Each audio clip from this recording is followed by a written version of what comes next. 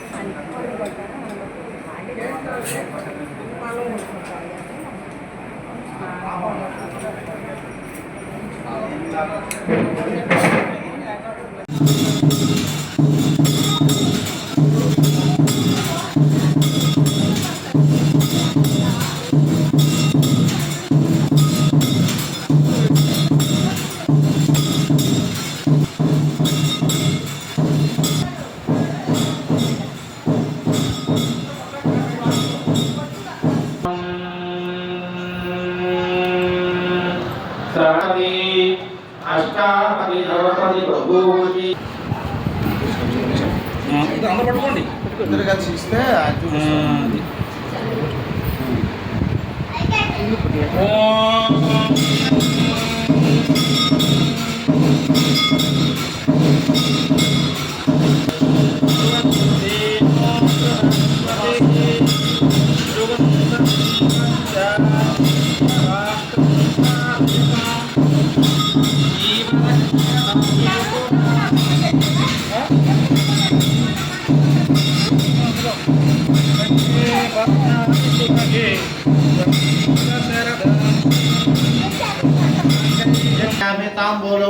నువ్వులే ఇందాక ఆన్ చేయకుండా తీసా